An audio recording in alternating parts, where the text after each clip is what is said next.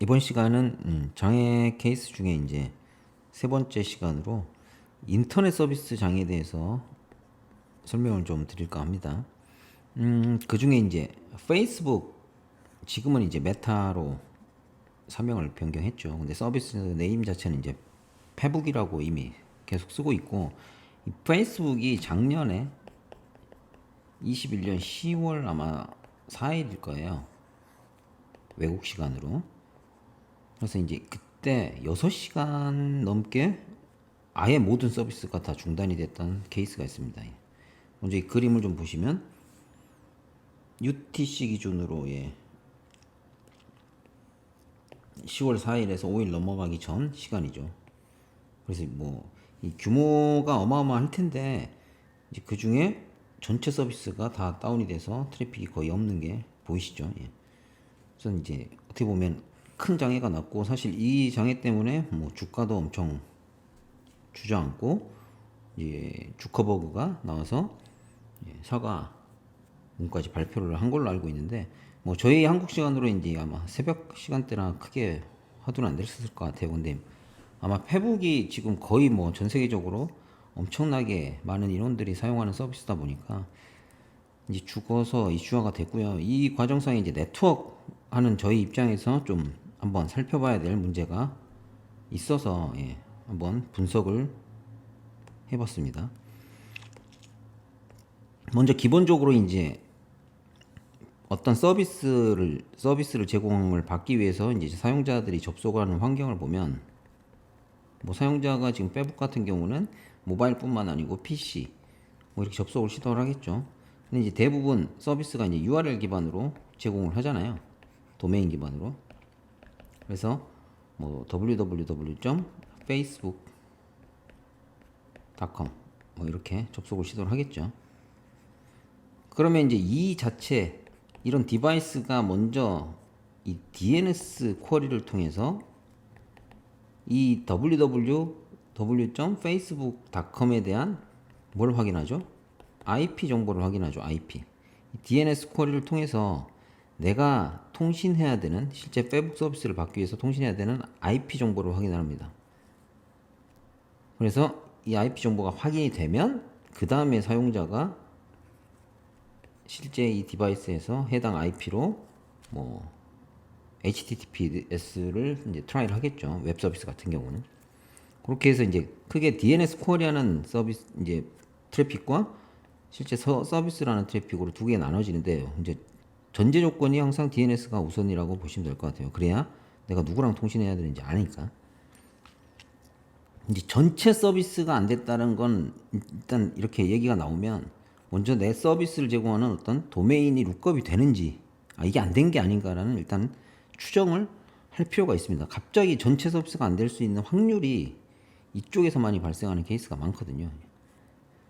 그 다음에 이제 또 아셔야 될 게, 글로벌로 이렇게 서비스를 제공하는 플랫폼 사업자들 같은 경우는 이게 이제 실제 피지컬한 구성을 보면 사용자들이 전 세계에 이제 흩어져 있고, 예를 들어 서버를 한두 대를 어느 위치, 특정 위치에 가져다 놓고 전 세계에 대해서 서비스를 하기에는 규모도 이슈가 있을 거고, 부하에도. 그 다음에 성능, 사용자들이 멀리 떨어져 있으면 이제 T10 자체의 커넥션에 대한 스루풋이 엄청 떨어지기 때문에 서비스의 품질도 이제 전 세계를 통해서 서비스를 하기가 힘들어요.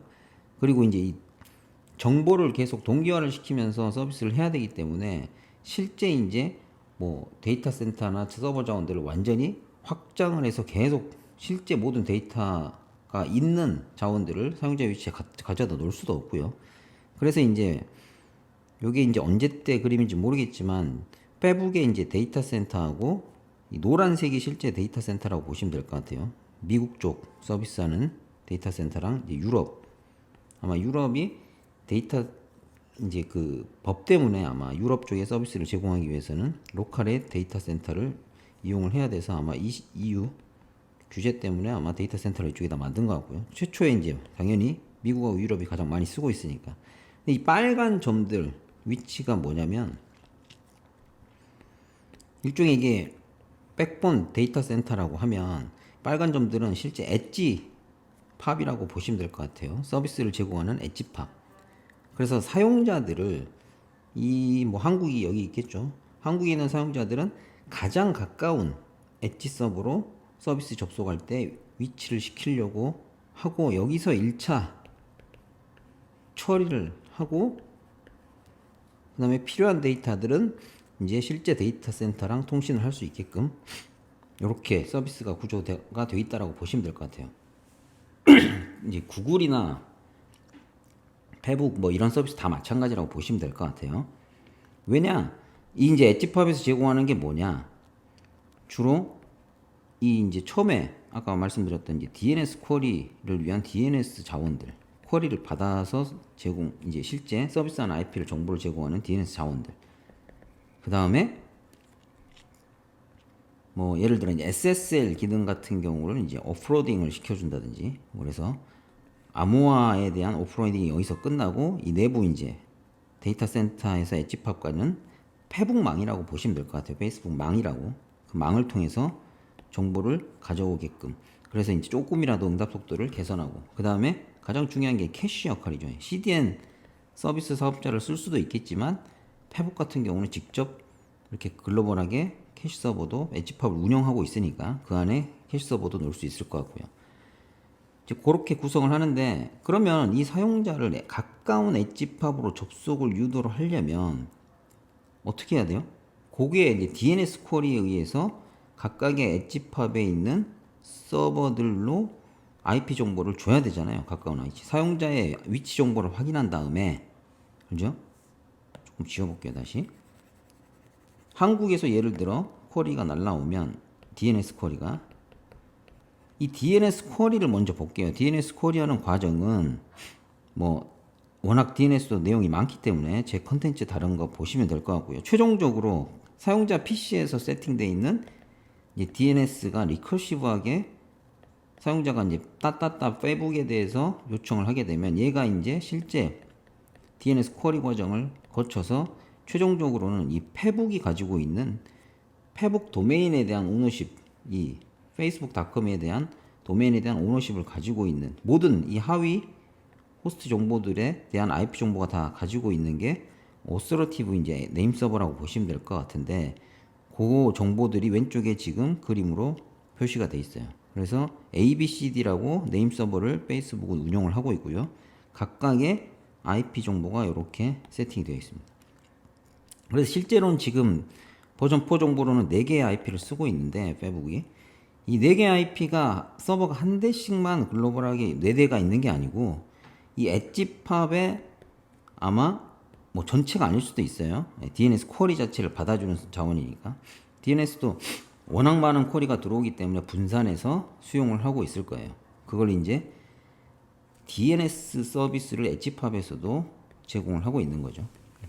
근데 이제 IP가 4개인데 어떻게 똑같은 IP로 여러 군데에서 서비스를 하냐 인터넷상에서 거기 이제 애니캐스트 라우팅을 통해서 가까운 데서 라우팅에 의해서 이 해당 IP에 대한 정보를 통신을 할 때 BGP 자체로 이제 실제 인터넷상에서는 IP 정보를 상호 교환을 한다라고 말씀드렸잖아요. 그래서 그 정보는 또 요렇게 요거 가지고 설명을 한번 드려볼게요. 이 아마 이제 이 정도가 페이스북의 AS라고 보시면 될 것 같아요. 페북이 AS를 32934라는 걸 쓰고 있고요. 이제 각 지역별로 이렇게 팝이 수십 개가 이제 있는 거죠, 지금. 그리고 여기에서 이제 할당해서 가지고 있는 IP 대역 중에 뭐 제가 볼 때는 한 300여 개 프리픽스 기준으로 됐던 것 같아요, BGP로. 그래서 내가 이 300여 개의 네트워크 정보에 대해서는 가지고 있다라고 이제 BGP 네이버들 각각의 다른 AS들로 전파를 해주겠죠. 그 중에 이제 이 IP, DNS에 대한 IP 대역이 포함되어 있을 거고요. 그렇게 해서 실제 해당 IP 정보에 대해서 받을 텐데 이제 각각의 이 엣지팝에서 이 DNS 정보들은 다 뿌리고 있는데 뭐 이 받는 AS 입장에서 보면은 여기서 들어오는 정보도 있을 거고 요렇게 여기는 지금 없네요. 여기 만약 AS가 다른 게 있다라고 하면 이렇게 들어오는 정보도 있을 거잖아요. 연동이 A팝 1번 팝에서 들어오는 정보, 2번 팝에 들어오는 정보가 똑같은 정보일 수 있는데 얘 입장에서는 AS 홉스 기준에서 팝 1에서 들어오는 게 가깝기 때문에 일단 라우팅 이쪽으로 들어갑니다. 그렇게 되면 여기 있는 엣지팝에 있는 DNS가 서비스를 제공을 하는 거죠. 가장 가깝다라고 일단 AS의 패스 기준으로 선택을 해서 통신을 하고, 이게 만약에 문제가 생기더라도 또 이쪽에서 들어오는 정보가 있기 때문에 팝2로 백업이 될 수 있게 하는 게 애니캐스트 기술이라고 보시면 될 것 같아요. 그래서 이제 DNS 자체에 대한 쿼리도 여러 개의 팝에서 서비스를 제공을 받고 있고, 그 DNS를 이제 쿼리를 하는 과정상에 사용자의 정보, GSLB 기능이죠, 보통. 사용자의 IP 정보를 쿼리, 사용자의 IP라는 게 이제 엄밀히 따지면 DNS의 IP예요. 사용자가, 왜냐면 DNS, 리커시브한 DNS가 이 해당 엣지 DNS로 쿼리를 날리기 때문에 그 DNS IP에 대한 GOIP 정보를 다 가지고 있습니다. 얘네가. GOIP 정보라고 하면 위치 정보를 다 가지고 있다는 말씀이라고 이해하시면 될 것 같아요. 그래서 한국의 DNS를 아마 잡고 있어서 한국의 DNS가 가까운 엣지팝으로 애니캐스트 라우팅에 의해서 DNS 쿼리가 날아간 거고, 그렇게 되면 따따따 페이스북에 대해서 어느 IP가 지금 한국에 있는 IP로 확인이 돼서 얘가 이제 정보를 줄 때, DNS에 대한 쿼리에 대한 어드레스 정보를 줄 때 한국 IP에서 가장 가까운 엣지가 지금 일본으로 보이잖아요, 지금 그림상에. 그래서 이 해당 일본에서 서비스하는 페이스북의 IP를 준다라고 보시면 될 것 같아요. 그래서 사용자들은 일단 일본에 있는 엣지팝에 접속을 한다, 그렇게 이해하시고, 거기서 이제 뭐 SS 오프로딩이라든지 뭐 캐싱을 해서 데이터를 내려받을 걸 받고, 추가적으로 받아야 되는 정보들, 어떤 뭐 인증이라든지 이런 게 필요한 정보들은 다 데이터 센터 쪽에 왕복을 해서 다시 전달을 해서 이제 해당 사용자들의 응답 속도에 이제 어떤 성능상의 밑을 시킨다라고 이해하시면 될 것 같습니다. 이렇게 이제 서비스를 제공하고 있어요. 그래서 한국이 아니고 뭐 예를 들어 호주나 이런 데서 접속을 한다라고 하면 여기서 가장 가까운 DNS한테 쿼리를 날리고, 그 다음에 해당 서비스도 이 엣지팝에서 제공을 먼저 하게 하고 그 다음 접속을 하는 형태라고 이해하시면 될 것 같아요. 그러면 이게 왜 갑자기 이 모든, 결론은 이 빨간 점에서 이런 DNS 쿼리에 대한 정보들은 일단 다 인폼이 된다는 거고, 그리고 서비스 접점에 대한 IP들도 다 빨간 점에서 있기 때문에 다 인폼을 할 거잖아요. 그럼 이게 어떻게 갑자기 다 서비스가 중단이 될 수 있느냐, 그거에 대한 이제 분석을 한번 해볼까 합니다. 그래서 페북이 이제 이거를 찾아보시면 아시겠지만, 페북이 서비스 장애가 나고 나서 공지를 한 2번 정도 올린 것 같아요. 그래서 업데이트한 내용을 보면 트리거는 일단 이 엣지 뭔가 작업을 위해서, 이제 예를 들어 뭐 그 작업이라고 하면 내부 점검 작업이라고 하는데, 내부 점검 작업을 하는데 사실상 이 백본하고 이제 이 엣지들하고 계속 연결이 다 돼 있을 거잖아요, 이 장비들 간에. 물론 자기네들이 직접 회선을 끌어서 구성한 것도 있을 거고, 뭐 인터넷을 경유해서 실질적으로 이 각각의 장비들하고 연결이 돼 있을 겁니다, 아마. 근데 이 어딘가에 이제 구간에 무슨 작업을 하기 위해서 뭔가 이제 그 해당 지역의 서비스가 이제 트래픽이 흐르면 안 되기 때문에 작업하기 전에 뭐 그런 액션을 취하는 걸 이제 작업을 했던 것 같아요. 그 액션이 예를 들어 뭐 또 라우터상의 경로를 삭제해주는 액션이겠죠. 이제 추정, 여기서부터는 제 추정입니다. 예. 근데 이제 페이스북 같이 이렇게 수많은 장비들을 운영을 해야 되는 데는 다 아마 자동화돼서 스크립트 기반으로 쭉 컴피그나 이런 변경 작업들이 일어날 것 같아요. 그 작업을 했는데, 문제는 이 페북이 가지고 있는, 페북이 기존에 이 해당 AS에서 제공하고 있는 이 300여 개가 BGP 이제 라우팅에 대한 업데이트를 다른 데서 다 하고 있기 때문에 그때 이제 분석한 내용이 있습니다. 300여 개가 갑자기 라우팅이 다 전파가 안 되는 걸로 확인이 됐습니다. 네. 뭔가 이제 오동작이 일어났겠죠. 예. 그래서 그 안에는 일단 DNS에 대한 정보, IP 대역도 포함되어 있고, 그리고 서비스를 제공하는 해당 서비스 접속해야 되는 IP 정보, 뭐 에브리띵이죠. 퍼블릭 네트워크에서 서비스하는 페북이 가지고 있는 모든 IP 대역이 다 BGP상에서 사라진 거예요. 인터넷상에서 사라진 거랑 마찬가지입니다.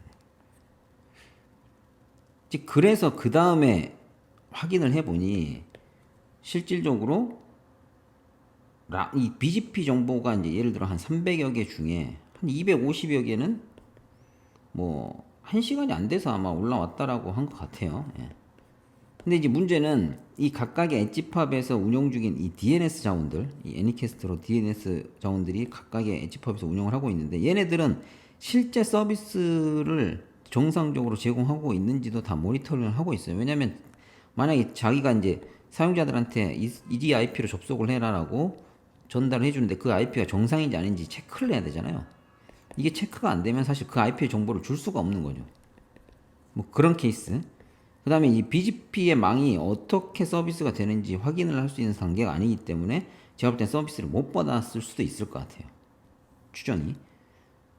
그래서 BGP가 인폼이 됐는데 250여 개가 다시 뿌려졌는데 그 중에 50개의 이 DNS IP 대역이 포함이 돼서 여전히 이 50개 이 DNS IP는 인터넷상으로 퀄이 이제 전파가 안 된 거죠.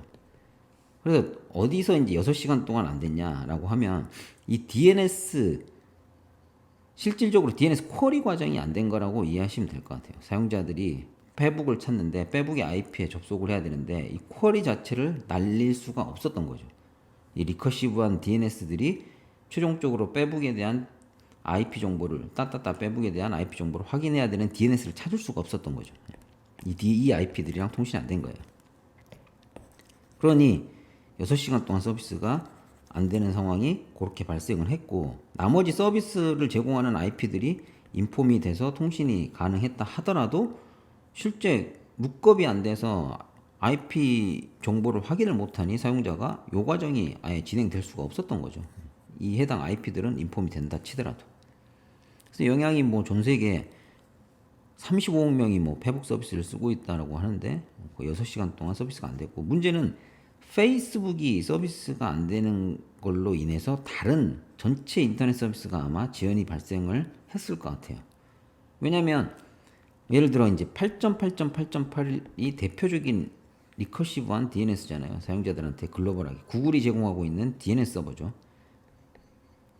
그래서 구글로 쿼리들을 어마어마한 사람들이 페북에 대한 요청을 날리고 있었을 텐데 이 8.8.8.8이 페북 DNS랑 통신을 해야 되는데 이게 계속 안 되니 얘 입장에서는 계속 리트라이가 발생을 하니 얘의 성능에도 영향을 미쳐서 다른 서비스들 뭐 사용자들이 페북 말고 다른 쿼리를 할 때도 쿼리에 대한 지연이 분명히 발생을 했을 거고요. 그 다음에 이제 페북이 서비스를 오픈을 한다 하더라도 아마 굉장히 신중하게 복구를 했을 수밖에 없는 게 이렇게 글로벌하게 서비스가 모두 다 안 되다가 갑자기 되는 시점 있잖아요. 이 그림. 그러면 이제 거의 전 세계 모든 서비스의 트래픽이 동시에 해당 서버로 접근을 하기 때문에 거의 뭐 이런 걸 이제 디도스 어택이 아님에도 불구하고 분산 어택처럼 캐파상에 영향을 미칠 수가 있거든요. 그래서 아마 그때도 일부 서비스가 안 된 걸로 점진적으로 복구가 된 걸로 알고 있습니다. 그래서 어떻게 복구했냐 그러면 여기서 또 하나의 문제가 발생을 해요. 여기서 이제 어떻게 보면 제가 운영하는 입장에서는 좀 아쉬운 부분인데 뭐 페북이 워낙 글로벌 사업자인데 잘 해놨을 거라고 생각을 하고 있었는데 문제는 이제 엔지니어가 뭔가 스크립트를 날려서 아마 코로나이기 때문에 리모트에서 작업을 했을 것 같고 스크립트가 날려서 각각의 모든 네트워크에 다 영향을 미쳤어요. 그래서 통신이 안 되는 상황이 발생을 했겠죠. 그러면 예를 들어 이제 우회해서 들어갈 수 있는 방법이 장비를 들어가서 우회해서 다른 루트로 다른 장비를 통해서 내부망에 접속을 해서 들어갈 수 있는 방법이 있었어야 되는데 아마 그게 있음에도 불구하고 안 됐을 수가 있는 게 지금 페이스북.com이라는 도메인을 쓰는 모든 하위 호스트들에 대한 쿼리가 다 안 되는 상황이잖아요. 인터넷상에서. 서비스하는 여기에 도메인도 있을 거고 이제 내부 자원들, 이 내부 직원들만 사용하는 도메인들도 있을 텐데 이 도메인도 하위 도메인도 실제 상위 도메인을 facebook.com을 썼던 것 같아요. 그러니까 인터넷상에서 페이스북닷컴 여기에 예를 들어 뭐 인증을 위한 어떤 점 페이스북 아니면 뭐 SSL VPN이 있다라고 하죠. 만약에 SSL VPN이 있으면 SSL VPN 점 또 페이스북. 결론적으로는 여기에 접속할 수 있는 쿼리가 안 되니 이 직원도 통신이 리모트에서 접속할 수 있는 방법이 없었을 것 같고 그래서 결론은 어딜 갔다? 뭐 라우터에 접속을 어떻게 우회적으로 해서 IP를 통해서 접속을 이제 통신을 했다 치더라도 라우터가 또 인증을 해야 되는데 보통 뭐 테케스나 이제 레디우스 같은 인증 서버를 지정을 하는데도 인증 서버도 이 해당 페이스북닷컴을 쓰게 되면 또 내부에서도 쿼리가 안 됐을 거예요. 얘는 그런 상황이기 때문에 이제 직접 또 데이터 센터를 갔다고 합니다. 예. 물리적으로 이동하는 시간도 걸렸고 문제는 데이터 센터 가서도 오픈 현실이 인증 아이디를 찍고 이제 인증을 해서 케이지를 열고 들어가야 되는데 사실 그 아이디에 대한 인증도 아마 페이스북 내부의 인사 정보랑 연동이 되기 위해서 인증 서버도 또 접속을 해야 되는데 그게 또 통신이 안 됐을 것 같고요. 예. 그렇게 해서 이제 뭐 그 데이터 센터 관리자한테 통화해서 그 인원도 나와서 또 물리적으로 열어주고 확인하고 뭐 이런 과정 때문에 오래 걸렸다고 합니다. 예. 그래서 이제 여기서 제가 이제 아까 말씀드렸다시피 의문점이나 개선점이라고 좀 봐야 될 수 있는 게 DNS 서비스 아까 이제 두 개의 IP 대역으로 나뉘는 거잖아요. 서비스를 제공하는데 글로벌로 굳이 DNS의 이 NS 레코드 마스터 역할을 하고 있는 이 DNS를 굳이 빼북의 온리 IP 대역을 다 써야 되냐? 왜냐하면 다른 사업자들, 외부 사업자들, 완전히 다른 이 빼북의 AS 넘버가 아닌 다른 AS 서비스 사업자들한테 여기에 DNS 서비스의 이 자원 정보를 옮겨서 똑같이 어차피 이거는 파일이거든요. 예. 이 안에 이 여기 들어가서 보면은 그 실제 존 파일로 해서 뭐 각각의 호스트에 대한 IP 매핑 정보가 들어있는 거기 때문에 이쪽에 이제 분산해서 거기에 추가로 NS 점 예를 들어 다른 도메인을 쓰는 걸 뭐 ABCDE라고 해서 아예 다른 빼북이 있는 IP가 아닌 이 정보로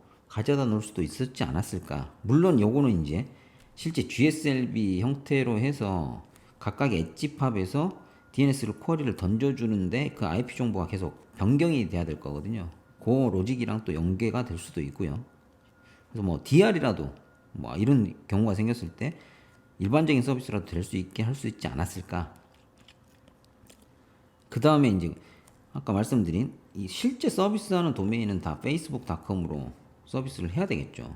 근데 이제 내부 직원들이 쓰는 내부 시스템은 도메인을 달리해도 되잖아요. 예. 뭐 지금은 아마 메타로 할 것 같아요. 예. 바꿨을 수도 있는데 그래서 이제 이 메타에 대한 존 파일은 뭐 외부 DNS나 다른 IP 대역으로 가져갈 수도 있을 거고요. 그렇게 해서 이슈가 생겼을 때 내부 직원들이 대응하는 시스템들은 이용할 수 있게끔 만들 수 있지 않았을까 싶습니다. 좀 정리를 하면 뭐 이 그림을 보시면 아시겠지만 이제 서비스 제공을 위해서 그리고 가용성 관리를 위해서 엣지팝들을 여러 개 두고 서비스를 분산하고 특정 엣지팝이 문제가 생기더라도 그 옆에 근교의 엣지팝에서 서비스를 받을 수 있게 물리적인 관점에서의 대응은 아마 가용성은 잘 해놨을 것 같아요.